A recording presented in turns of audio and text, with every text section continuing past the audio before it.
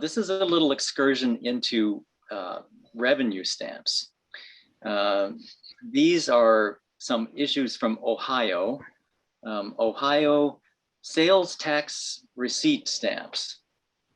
I got these from a friend who had lived in Ohio and saved these from the 1950s or 60s. I have no idea exactly when they were issued, but he wrote me the explanation of the stamps as follows.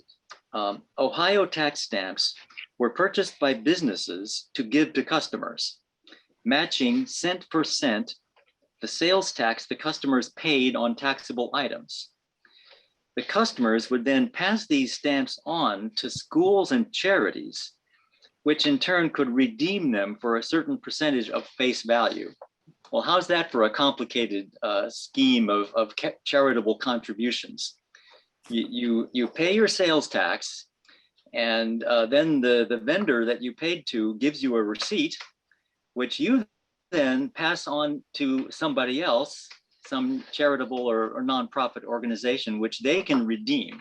So what's happening essentially is that the seller of the item on which you're paying tax is going to make a contribution, a charitable contribution to the whatever organization you give these receipts to. Now, that's the story as I have it from my friend. I have not, researched this or looked into any tax records or anything like that. But they qualify for discussion here because they're stamp-like entities. They have this nice little vignette with a sun rising or setting behind the mountains.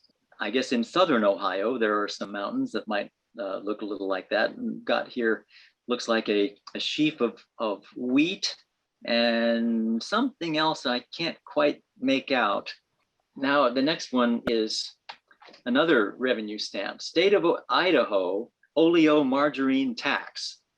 I thought this was a curious item, and I don't have any detailed explanation as to why they imposed a tax on oleomargarine, but there it is.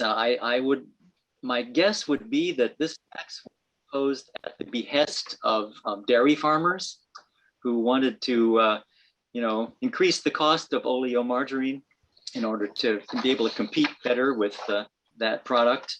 State revenue stamps are a collecting area that doesn't seem to be too well documented. They're not listed in any of the big catalogs like Scott and so forth. There are plenty of them out there. I've seen, huge numbers of New York state tax stamps from various periods.